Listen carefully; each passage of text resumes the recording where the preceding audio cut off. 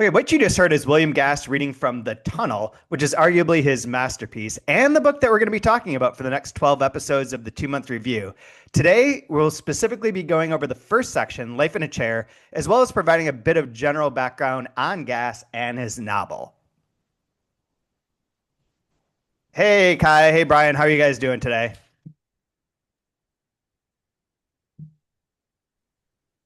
Good. Hello? I'm hoping that there are awkward silences like that in the rest of the tunnel audiobook because it just fits in. I am doing well, Chad. How about you, Brian? Oh, I can't complain. Everything's great. You got sun, you And you, got Chad? LA. Yeah, man. What's the world's on fire? Love it. Doesn't get any better than this. I think, Just, no, it definitely, just yeah. Oof. might as well just sit in a chair. I, to be fair, as an idea, like I think there should be a general strike that while the government's not working, we don't work either. And sitting in a chair for a good long while, reading a 600 and some page book or writing one, that seems like a good plan. Yeah, absolutely. Absolutely. Or think of how many levels of candies you can crush. You could crush a lot of candy Ooh. You could crush so much candy. until the electricity goes out because it's all being siphoned off to make AI extras for A24 movies. So there we are. That's super cool. It's all good. You wanted to talk about, we were going to banter. I have like a question for you guys that could lead into this. But Kai, you wanted to make a comment about the White House being destroyed, I believe. I mean, yeah, that's not really banter because that's just reality right now but I figured that was a nice parallel to the sort of bulldozing of this academic's brain Or the that we fact are that he's getting to going to dig a see. tunnel. And Yeah, they're digging a also hole, I guess, in a way by knocking down walls. You're you're making digging a holes. tunnel through democracy. Yes. And JFK used those tunnels under the White House to tap a hole. There we go. So th thus starts the misogyny because good Lord, was this book written by a dude? But well, I don't well. want to segue, but whoa. No Let's ifs, This just ands, thing, or buts about it. Yeah. let's it's like let's this let's is let's a clarify for everyone's sake though. The the William Gass writing the book, not that the character William the Kohler in the book, character. Yes. very yes, very much writing some I misogynistic understand the and difference racist. between the speaker of the poem and the poet. Yeah, right.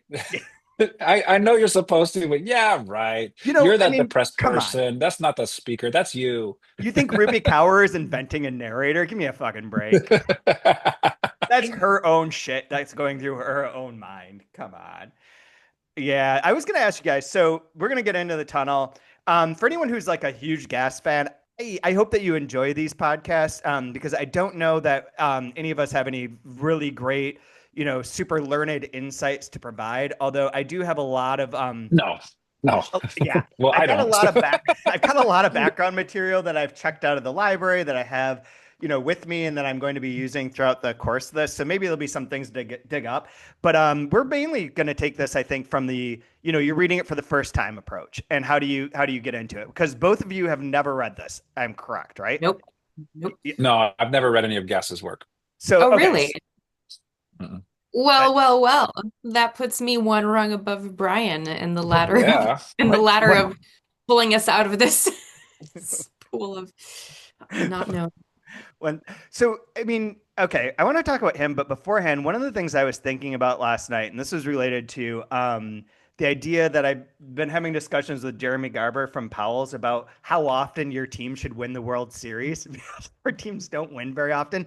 And you'd have like a 1 in 30 chance, but that's not really true. And I heard on a podcast they brought up a similar thing in which they said it would be great if your team could win twice. If you won when you were a child and then when your child was a child, that would be good because that would be like a good continuity, blah blah. But it got me thinking about like books in general because I always try and apply this bullshit to books and then write some dumb post that seems like I'm mentally insane, and that's kind of my spirit. That's my lane, right?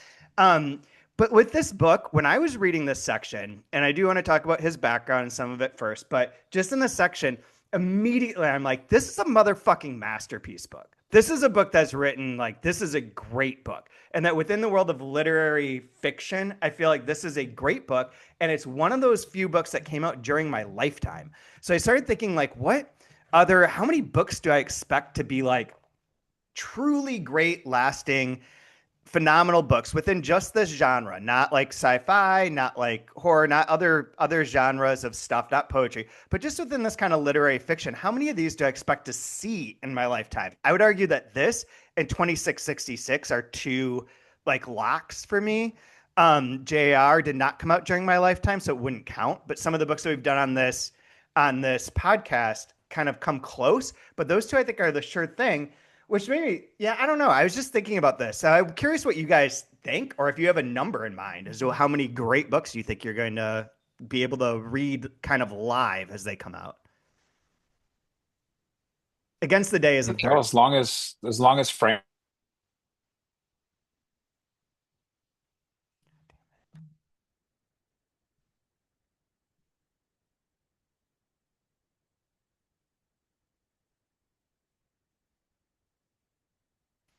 there's one a quarter that I have to read, and it's like, oh my God, like, Can you hold on? so Can you repeat that, Brian? Because I died and it will freeze that out. okay. Well, I hope you come back to life, in a better way. No, it's subjective as to what is that, masterpiece. Does it have to win an award? Does it have to be substantial? Does it have to be? My theory was it's a book that like 50 years later you'll be talking that people will remember and read. Gotcha. Okay. Yeah. So So I like can for kind of now, like something from transcend. 1975, like Gravity's Rainbow could count from Sure. 73. It's Yeah. lasted. And then as far as for your lifetime, like when you were an actual reader of Yes, literary fiction and not like assigned it or correct. forced on you. Okay, got it. Correct. So like for say from like 20 onwards.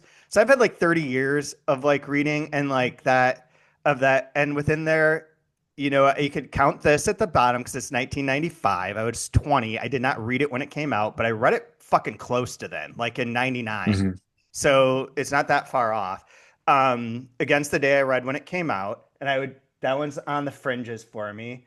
2666 I read when it came out in English, which is a couple years after it came out in Spanish. So there's a handful, but like I don't know. It's just I just thought it was interesting as like a concept. I don't know if you guys have anything else you want to say about it. I mean, I was born in 85, so Harry Potter is what I get.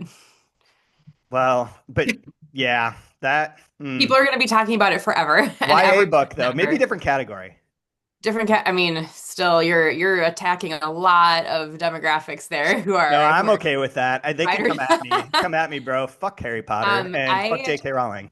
I think another question to that, and off of what Brian's comment of the subjectivity of it, is that, you know, saying it's a good book that will be remembered for the next 50 years, but by whose metric? Because we've been talking off the podcast about reviewers who were alive when these books, like, or critics who were actively working when these books were coming out. So is it by those metrics of critique that we are accustomed to reading or that we are accustomed to knowing about that have defined these works as the great works of the 20th and 21st century? Or are we now shifting that as well with, like, name a critic today who people pay a lot of attention to. I guess I was thinking about this in relation to some of the bigger books that came out, like big fat books that come out now that are trying to be Yeah. like, oh, we're going to put this in the category of The Tunnel, JR, Yeah. Recognition, I mean, 2660. We're going to shove it into that category and therefore it is big and great. And my gut knee jerk reaction is this book hasn't been around long enough for you to say that. And yeah. that's where I started kind of honing in on this. And I don't want to take up any more time with it. The book's more Well, important than this idea, but yeah, yeah, but I good mean, idea I had. just to name something, I would say Donna Tartt and probably Zadie Smith are two authors who, if they don't fall into that category, come really close. Huh. I mean, Secret History is a good book, but I wouldn't call it a great book. Goldfinch. Goldfish, I I- think, is a very flawed book. Yeah, I didn't particularly enjoy the time spent reading it, but I mean, everyone knows it. Yeah, but knowing it and saying it's great are two different things. but Okay. maybe that we can hash that out through here. Brian, you chose this book for us. Do you want to talk for a minute about why you picked The Tunnel, aside from that you haven't read it?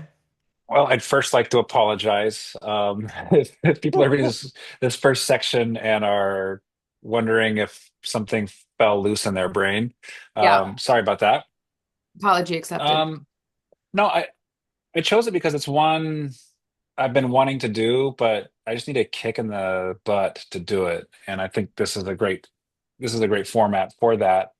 Um, and it's one I'm scared to read because it's so smart.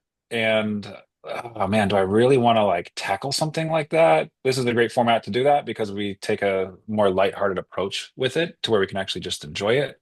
There. Um, and then third, I just thought after reading Vineland, and then kind of just seeing the way North America and a lot of Europe is headed right now, it just feels like coming off of Vineland, it feels very appropriately thematic. Um, Agreed. and I didn't know a lot about the book, but after reading this first section, I think we may have nailed it, having it appropriately thematic. We can get into that in a moment with the failure of academia. Um, For sure. but yeah, for those reasons, I mean, it's something I've never put my arms around, and I've been scared to embrace it. And I think it's a good time to be scared, and I think it's a good time to embrace right now. So that's probably why. Yeah, if one of the themes of it is like addressing your own inner fascist or like the fascism of the heart, I Hmm. think is the phrase or something to that effect. Like that is the world we live in right now, is all these like that edge of stuff. So I think it is Hmm. very appropriate and like a check against like your own internal fascisms. Like in Michael Silverblatt's review that came out when the book first came out. And he says in the beginning of his review that he read it 4.5 times before writing this, which is wild. Like, I don't understand. Yes. You've read it. I mean, parts of it, maybe he read like when the sequences were coming out, but nevertheless, like, how many book reviewers for like the Los Angeles Times are reading a book more than twice before they write a review of it? Maybe not even twice. So that's interesting. But he does reference this thing where at the end, he's like, you're going to hear toward the end of the novel, when you read Kohler's lecture, being a bigot, you'll feel at first an easy superiority. You snicker with condescension. Then you hear Kohler saying things that people around you say every day when their cars are broken into, when a proselytizer rings the doorbell with some pamphlets. The problem with the character is not that he is a monster. The problem is that the monster has taken recognizable human form. Ordinary people feel their disappointments with Oof. burning resentment every day. Ordinary people, think about hitting their children. Some ordinary people do. The monstrous is all around us. We feel comfortable blaming a Hitler, but in this book, Hitler is just a spark that sets resentment ablaze.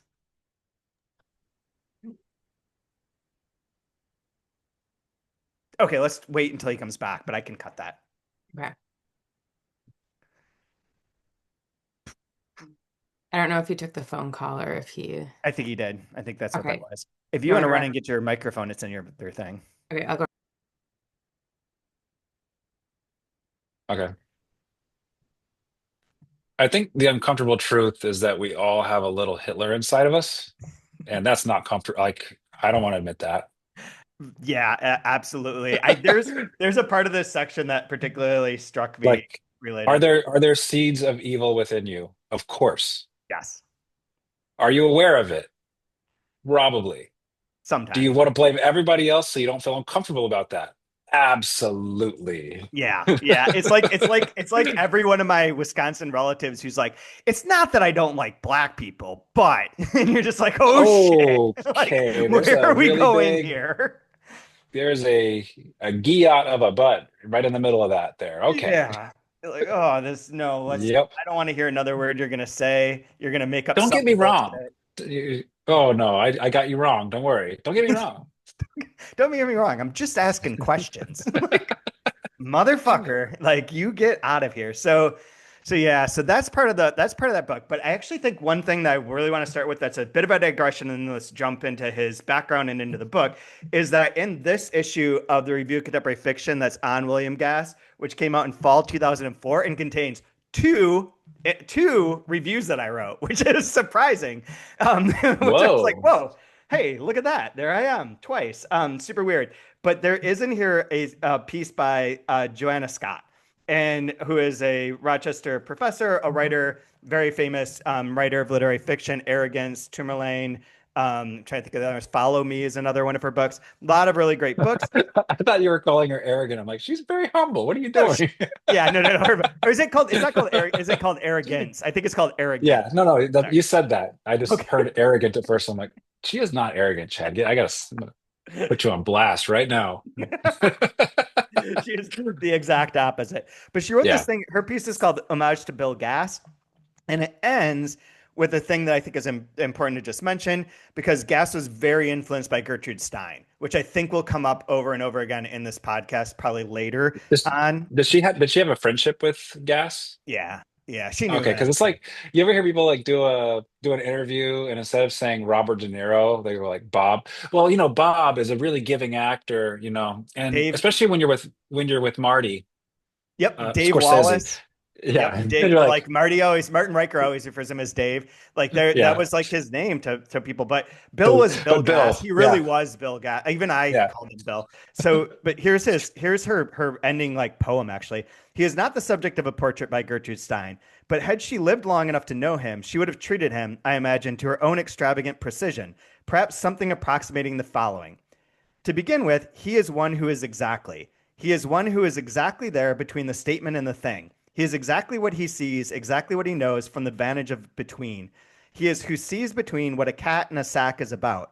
A cat in a sack is about, knowing exactly what he is, entirely unique about the author of. To begin with, he is exactly and can make us see what is about, who is one who has been ever since, who is one who is not himself, which is a wild thing to read. And I mentioned that specifically because next month, The Making of Americans by Gertrude Stein is being reissued with Gass's intro, which is a brilliant intro and I mean, the book is amazing.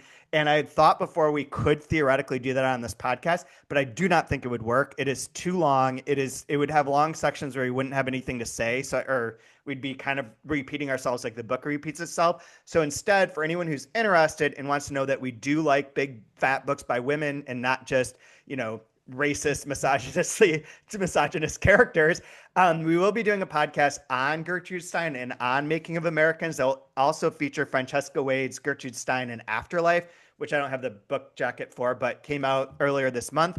And Janie Sisson and Cecilia Farr are the two people who put together the first ever reading guide to Making of Americans. So shouts to all of them. We'll be covering that, not ignoring Gertrude Stein in favor of, leaning into men, but did want to just mention her there, if that's cool with everyone. So good for her. Yeah, absolutely. So Gass himself, real quick, he was born in 1924 in Fargo and passed away in 2017 at the age of 93. So lived a quite long life. I knew him and met him several times around 2003 to 2005, that area. He was already, obviously super established up there. Very, very, very sweet guy. He wrote specifically three novels. Omensetter's Luck, which has this wonderful story that's articulated in the afterword, but there's a longer version of it that exists in other places and interviews. But he wrote Omensetter's Luck and left the manuscript on his desk in his academic office, in his professor's office, and it was stolen. And it was stolen by one of his colleagues. And he knew who it was and has like this relationship with this guy and is in the meantime rewriting his entire book, his first novel, rewriting it. He had had some, success, but rewrites it and starts like publishing excerpts of that to cut this guy off because he believed this guy stole his book to try and publish it himself, which he then did by trying to make it into a play, but was caught out immediately. So he was right. So what a fucking wild way to start your career is to have your first manuscript stolen. You know what would have been Good point, lovely though. though is if it was published and we could see and compare and contrast the first draft that the person stole versus the okay, let me rewrite it. Because I've heard a piece of writing advice that write something and then completely erase it and then try to rewrite it from memory. And only the good Yeah. stuff is going to stick. And you're going to Yep. get rid of all the crap that you put in your first draft. So I'm curious what It sucks, but I imagine that second draft that he had to rewrite was so much better I, than the yeah. first. I'd be so curious to see the side by side on that. I've never read this. I've heard that it's like quite difficult, and that David Foster Wallace taught it in one of his classes, in which he did a class on books he never finished. And this was one of them. So there we are. In that course, do they have to finish the books or I no? think I don't know. I don't know. That would be Probably, that'd be but cool. but related to what you were saying offline, Brian, about like books about academics and about like writing the book as an academic. In this, he in the afterward he says, "My novel had been stolen by a certain Edward Drogo Mork, aka Blackhead or Schwarzkopf, dark heart and cold soul, but most important and appropriately, Edward Drogo Mork, which would be my name for him if he were a fictional character." And I think that like part of this, like having your shit stolen within like that world might spurn you into writing about a really dark and disturbing academic. So there's that. His other novel is Middle C, which I came out like near closer to the end of his life. Is in the 2000s. It's really interesting too. But he also wrote a lot of short stories and novellas, including The Peterson Kid, which is the one that Kaija that you referenced the most often, that you read in a class. And we'll talk about, I'm It's sure, the only other 19 one, it's the times. only one I've read. So it's the only one I can reference. That's And that was from his from In the Heart of the Country, like Mhm. his first collection. And there's one part of that I thought would be interesting to you guys, in terms of his biography for anyone who doesn't know this. So this is from his preface. Obscurely born, rumors circulated secretly like poorly printed money. Was I cesarean? A breach? Were those forceps marks on the back of my little red neck? Was my papa playing baseball when my mother pushed me screaming into being? Was I supposed to care that I was born obscurely? Of parents who hardly honored their heritage, even by the bother of forcibly forgetting it, and who had many prejudices but few beliefs. The town I grew quickly older in appeared to be full of N-word, mix, wops, spics, bohunks, polacks, kikes. On the public walks in the halls of the high school, one could not be too careful of the profane lips of water fountains. Thus, while there was much to complain of, just as there is in any family, much to resist, it was all quite particular, palpable, concrete. Good little clerk, my father hated workers, blacks, and Jews the way he expected women to hate worms. There wasn't a faith to embrace or an ideology to spurn, unless perhaps it was a general suggestion of something poisonously Republican, or a period periodical's respect for certain trademarks. And I remember resolving while on long walks or during summer reveries or while deep in the night's bed not to be like that. When that was whatever was around me, war in Ohio, factory smoke, depression, household gloom, resentments, illness, ugliness, despair, etc., and littleness, above all, smallness, the encroachment of the lean and the meager. I won't be like that, I said. And naturally, I grew in special hidden ways to be more like that than anyone could possibly imagine or myself admit. Even as a grown man, I was still desperately boasting that I choose another cunt to come from. Well, Balzac wanted his D, and I wanted an anonymity, which seems like an interesting lead into the tunnel as well, in terms of like his background. I just got a text from Tommy. Who is this? Tommy Lauren. In her text, she says, "Hey Chad, really enjoying this pod. Super excited that we get some sympathy for Hitler and his people for once. But please just say the N word next time if you're going to use the word WAP. Why would you use one but not the other? Racist, unfair. Period." my God. Um, Hashtag America that Work. all that yes, that all came through live, by the way. All of that live That right away. totally. Yes. So Yeah. just Well, want hey, just Tommy, want to throw that out there. I do And want I'm sure to. she didn't say it's off the record either, so we can definitely just run Oh it. yeah. Yep. Every Yep. time Totally. I rename my fantasy football team after like some horrible Republican piece of shit troll as a sort of inside or ironic joke, I win. So I don't feel good about any of it. And Tommy was the last time I ever won at football. Was Tommy was my name, and my fake character tweeted her. She never replied though. So this, I guess, if we're gonna like segue into the book a little bit here with Yes, this after this do it. introduction, part of it, I like that quote that you just gave us because it's uncomfortable and it's, uncomfortable truths that you just have to face, right? And this first part of the book, just to me, kind of felt like staring at the sun, Mm, hmm. and that, like, not that like my eyes are burning, help, like not like that, right? But you don't want to do it, and if you have to do it quickly because it hurts. And That makes sense. there's so much I don't know. I don't want to get too far ahead, but there's like so much darkness in this, and even with like with the humor and the attitudes, the unreliability of the narrator. I feel like the author through this character is like taking us to the deep end of the pool and inviting us to kind of sink down a little bit and see what we find down there. Not only in this character, but also like within yourself. And Yeah. it's such a necessary, important exercise. Um, and I think in our current environment is probably the most necessary exercise we need to be doing right now. But I think that quote really lines up with some of the things I was feeling while reading this first part.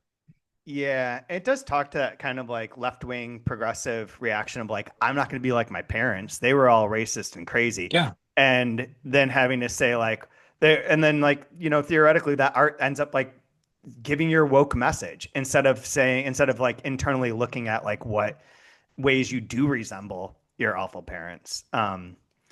One other quick thing to note is that he did write a ton of nonfiction. I have it written down, but I think it was like 7 books.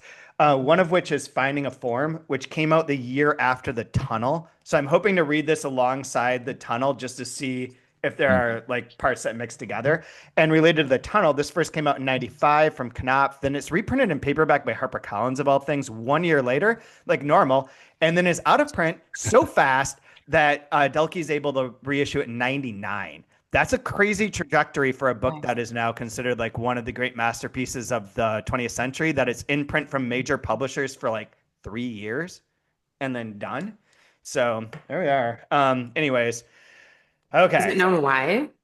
I don't know why. Probably sales. I mean, most everything was based on sales. Everything's always based on sales. And I know that Yeah. at Penguin Random House, Paul Slovak for Penguin Press, specifically for Penguin, when he did Volman, he was Volman's editor, and he said that every year they would look and say, if the books didn't sell 3,000 copies, you have to justify why we would ever keep this in print.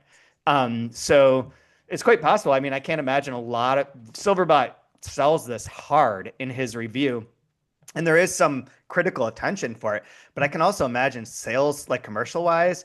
Nobody, I have the HarperCollins one in the basement because I bought it on Remainder at Schuler Books and Music where I worked. It was like $3. Like it did not sell, I don't think, is my guess. Someone out there that knows more could refute this, but I can't imagine that it was like a bestseller or close, sold anywhere near what they wanted. So, Yeah. anyways, what's that, Brian? No, no.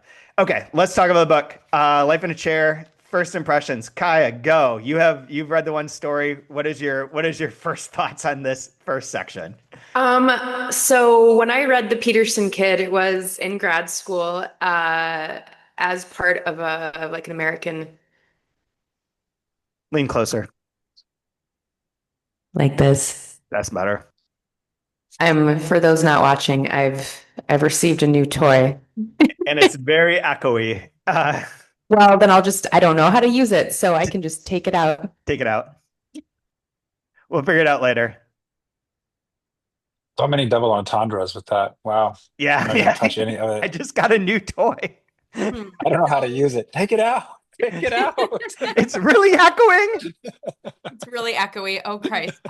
So much like this microphone, when opening the tunnel and starting to read it. Yeah, I read Gas for the first and only time before this in grad school. It was the Peterson Kid. I really liked it. I remember it feeling very creepy, rural, creepy.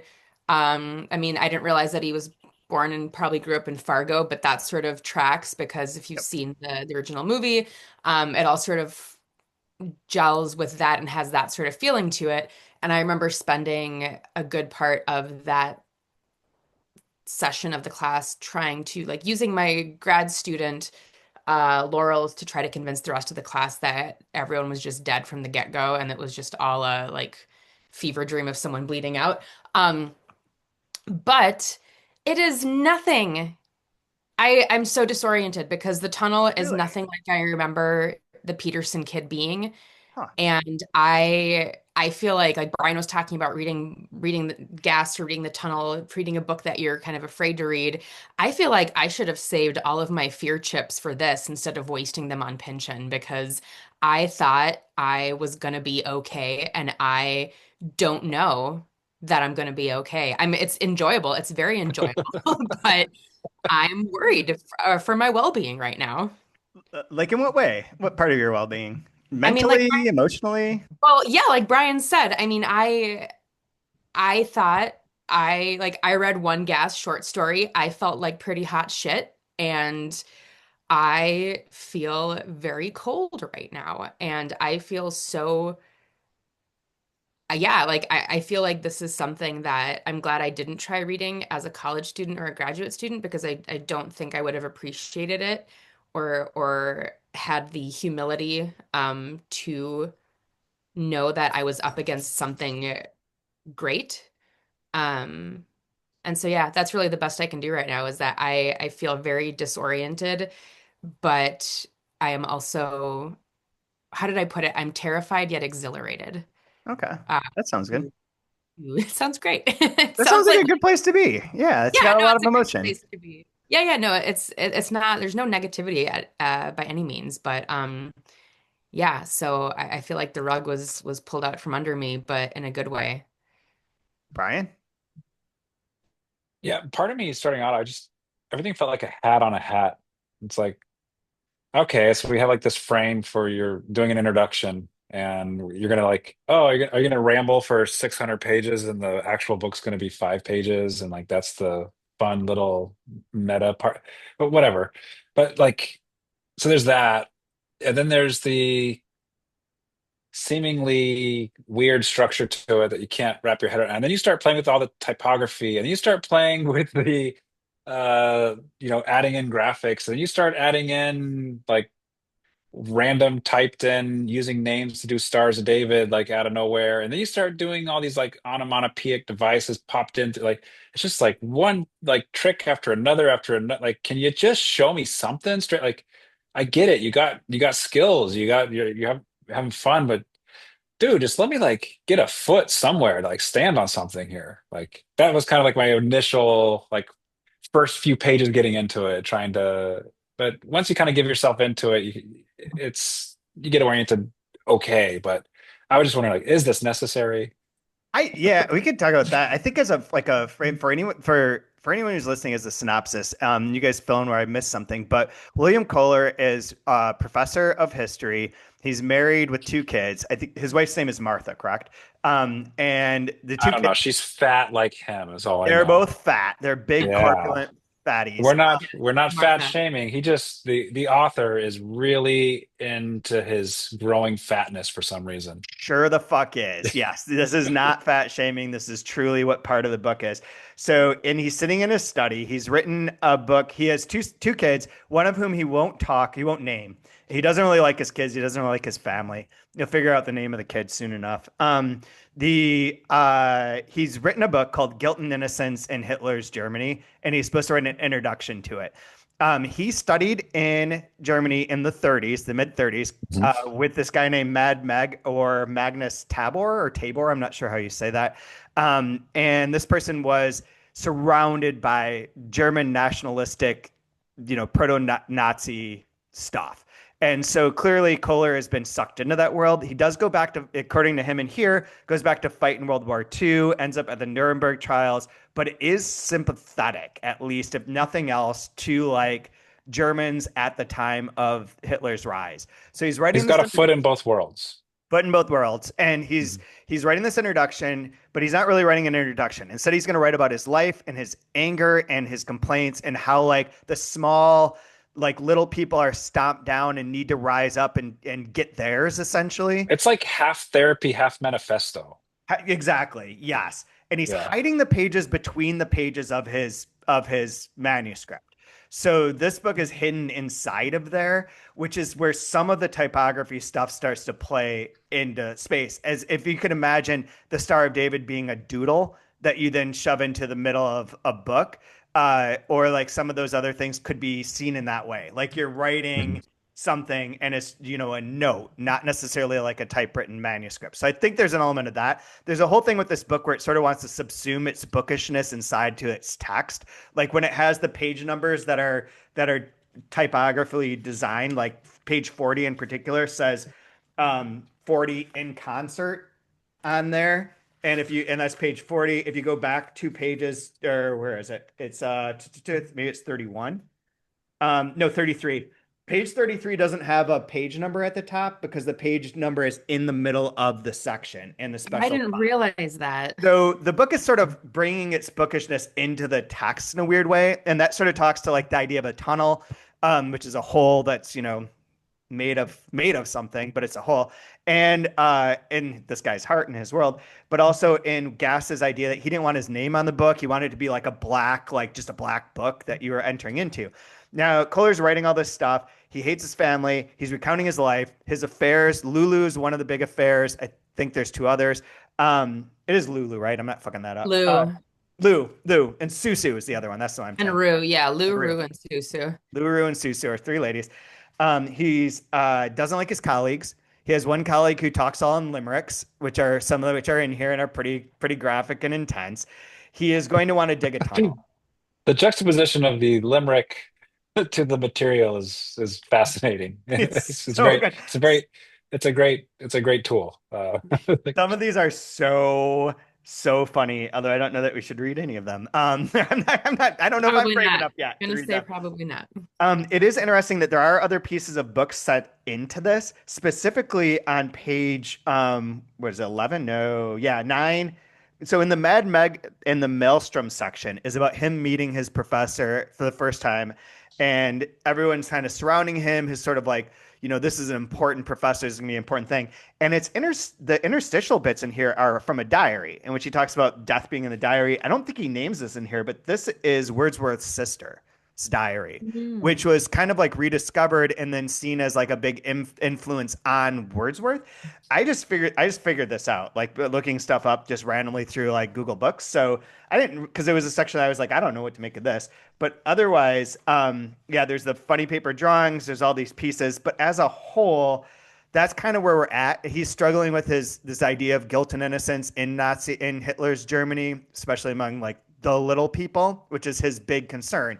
It's a very Midwestern book in the sense that like you are like not one of the coastal elites. You are like a working class, sort of downtrodden. The system's against you. How do you get, some of your dignity and your power back? Would be kind of like a big theme of this. He talks too about like the Holocaust and his sort of like foot in two worlds sort of sympathy. And that part I found way disturbing to read.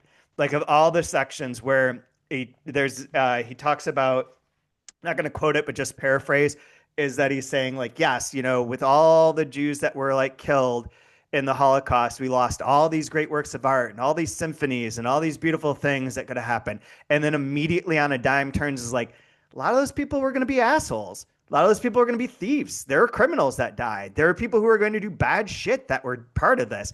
And then he like is like, was it a wash? Is it a net gain? And that was a moment where I was like, fuck, this book is gonna be dark again. Like this, I forget how like much it puts you right there in that thought. And like for me, reading this, I think is amazing because you are in him. Like I don't feel like there's a distance like between like me as a reader being like I'm seeing these parts so much as just being like shit, man. This is how a person's mind functions, and I can be absorbed by that. And that's what Brian was saying earlier, right? Is that it brings you, I mean, it brings you down to his level, whether you want to or not. For sure. And Lots it's of good possible. wordplay too. Yeah, yeah. I mean, it is, I will say it's there is some funny. There's a lot of funny. I feel uncomfortable following what you said with acknowledging the humor that is present, but there is. I mean, there's a great section about pissing on everything. I like that. I'm all for pissing. Yeah, there seems to be Yes. a fast like I'm curious to see how it develops and its thematic use, but there is a fascination with the body. Yeah. Oh, 100%.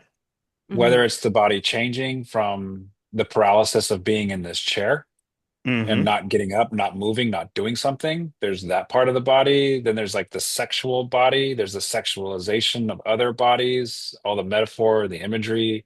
It gets really The heavy-handed with the body. the bodies of the Jews that were killed during the Holocaust. Correct. Yeah. And it Also, reminds me of Cronenberg, the director, and like mhm. why he's so into like sex and body horror. And like for him, he would say like, well, I don't believe in God. I'm an atheist. And when you're an atheist, there's only the flesh. And so Yeah, that becomes everything. And so I'm really interested in our experience with the flesh and what we can do with that. And I'm wondering if maybe that's playing into account, like when you think of like a godless Nazi destroying people, it's because you're only thinking about the flesh, Mm. yeah, like your blood, the prove your blood, like you know what I mean? And so then we're seeing this person seems very obsessed with the flesh. And I'm just thinking out loud and letting this, like, it's not a percolated thought, but it was striking how, like, the puns, the jokes, whatever. I mean, it's a lot of like cocks and assholes and like semen yep, and shit and like just, yes, and saggy boobs and double chins and like, yes, it's very body oriented, all yes, around. Yeah.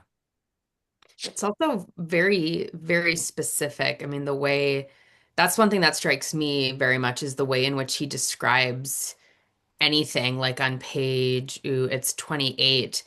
And the metaphor is much like lemonade I made to sell at our curb in summer beneath our cooling trees for 5 cents a dinky Dixie cup, each cup rewashed at the outdoor tap until it was flimpy and buckled in the hand the way the day did. Like that's it's perfect.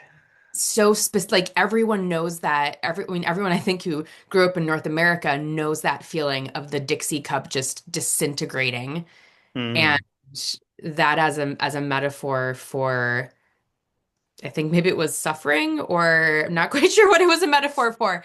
But I'm really appreciating that. I'm appreciating the level of descriptive detail in all of this. Like with the poetic alliteration as well, like all the D's and R's in those sections. And when you read it out loud, you could hear the lyricism to it as yeah. well. It's I focus on flimpy as a word that I think most people would be scared to include. Like Yeah. no yeah, translator will put that in a translation because they'll be like, "Oh, this is," they're gonna think I'm wrong or whatever. But like no, that's it's got to be flimsy. Like, but flimpy's flimsy. such a that is perfect. It's Yeah, so it's good. absolutely perfect. Yeah, that's the part where it's connecting like suffering in like great works to suffering on the day to day.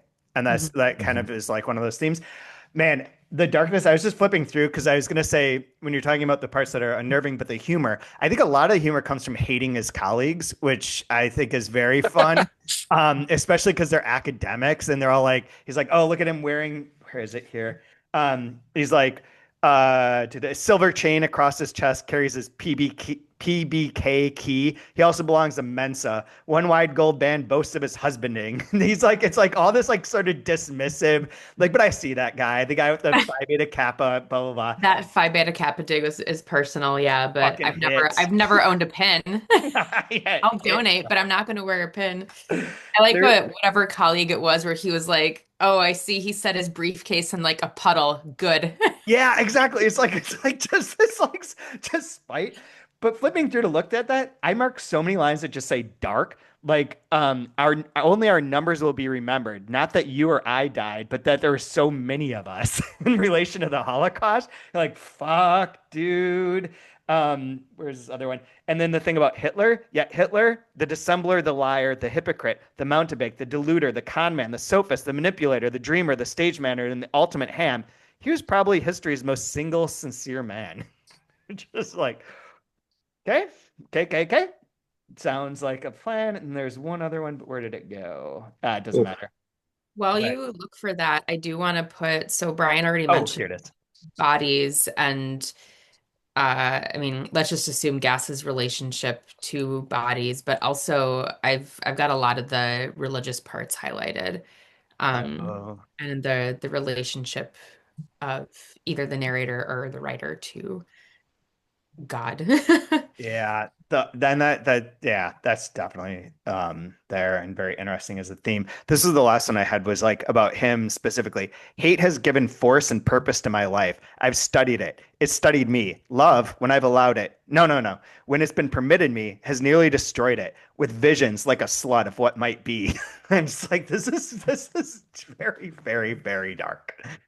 And on that core part of it. But Yeah. see, And there's like so many different, I guess I don't like to say levels, but there's like so many levels. Okay, how many levels? Well, there's like probably two. Okay, so not so many levels. No, but I love the levels of how he's conveying the darkness with this book, and simultaneously like the apathy of like just being stuck in a chair and not even doing anything. I was gonna Like say, those things happening simultaneously. And like the one that I thought worked so well was it seems like a what the hell moment when you're first reading it is where you just keep having rat and tat yep. all throughout. Mhm. You have like these like random imageries and random thoughts and just tat tat tat tat tat. Mhm. And like I just remember having a pinball machine in our basement when I was a kid. We got it at a garage So sale. lucky. It was like $10 and it was based off of like killing Japanese in World War II or something. It was one of those Of pinball machines, and Of it course. had rat-tat-tat on it for the machine gun. Rat-tat-tat. And so it's Yeah. like an old-timey way of doing a machine gun noise. Rat-tat-tat-tat-tat-tat. And so you're hearing this machine gun noise going off. Tat, tat, tat. It's like another person murdered over and over again, this ticking noise. And like I keep hearing these gunshots and then something, and then a gunshot and something to where it just becomes like this is just a noise that I'm used to hearing. I don't even flinch anymore because it's like, oh, this or that. Tat tat tat. Oh, there's three more dead. And then there's also this, and that. Tat tat tat tat tat tat. Five more dead. And like this apathy you start having of the horrors around you. Like it's oh my gosh, like the way he hypnotizes you with this prose while this violence is happening all around you. It's insane, like how good that was. I Not like how good the writing right. was to make me feel these things.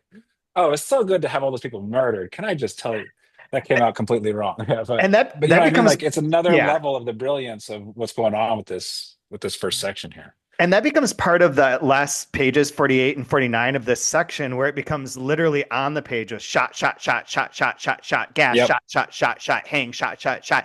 And what I want to envision this section is that these pages are inside of his manuscript, but they're more translucent than his manuscript, like handwritten versus like being typed. And that these shot, shot, shot hangs are like an account of his in his book of people that got shot or hanged. Like you're listing Mhm. names, blank shot, blank shot, blank shot, blank shot, blank hanged, and that we're sort of reading on top of that when you're talking about layers Yeah. of levels, like literally the two levels becoming one.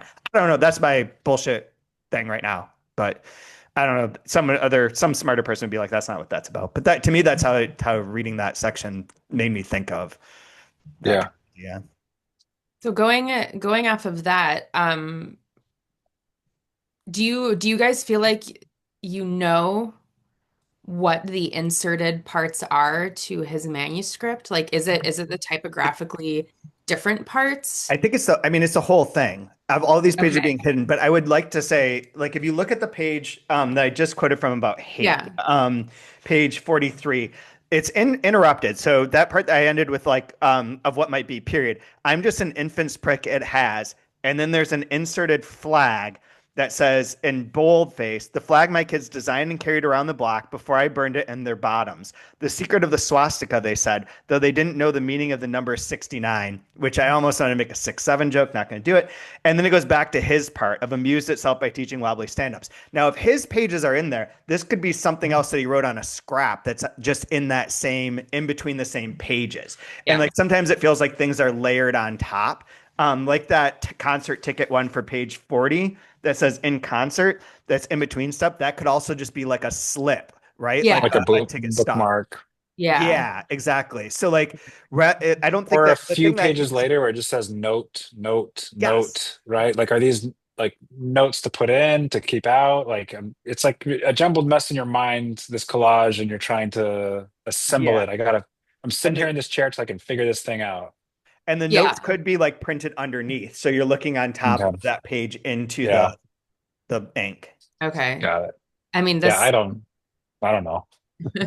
okay. And just as a quick tangent, this makes me think of Sigrun Palsdottir's History a Mess of like what an if this were a true book that someone found, like the field day an archivist would Oh, have yeah. looking at Yes, this. yes. And like if someone were to write a dissertation on a book that actually looked like this, you would just like you would either have the best dissertation ever or like Sigrun's protagonist just walk off the roof of a building because you just lost your mind.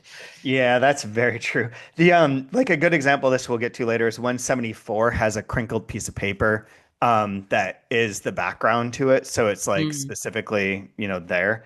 I think that's what that is. But anyways, yeah, so that was like for this, I felt like I had my bearings. So I was curious like what your questions were, Kaya, because I felt like I had my bearings in it and that it's just like there's certain parts where I'm like, I'm not sure what the prose is doing here. Some of it, like what you're talking about, Brian, where it's popping off in the different typographies, but there's like a couple sections where like on is this it? It's like towards the end where yeah, like 40 the top of 40 is a roll. I was about to write lousy morning, lamentable afternoon, and now a demeaning evening, a humiliating play of words. So rig a roll, a gimme gimme, rigmarole, I say. And I think what happens here is that he goes to a concert and goes to a play and is just like, sort of narrating that. And there are moments there of that kind of like falling into the immediacy of it where I'm like, I don't know really what's happening here, but I just trust that it's like, okay. And I can enjoy like his play there, the gimme gimme roll, a rigmarole sort of idea of it, that's fun and that's rewarding. And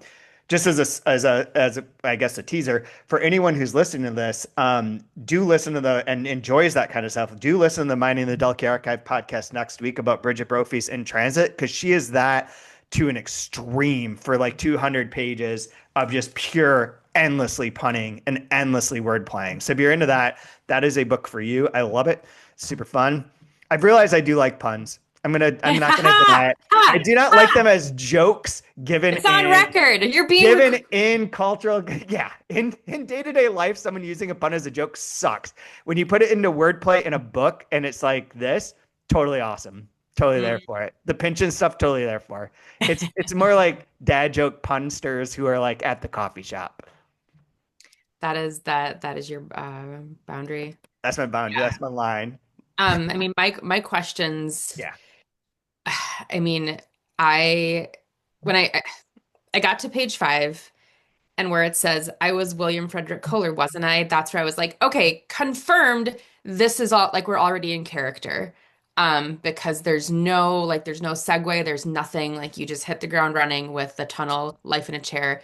And then it was my intention when I began to write an introduction to my work on the Germans. And I was like, okay, that's a pretty straight shooting sentence. Like, let's go, William Gass. So when I got to page 5, I was like, all right, I need to recalibrate because I wasn't sure. Because his first name is William also. Mhm. Um, and then that was fine. Should we And just have started there? Would that have been so yeah, bad? yeah.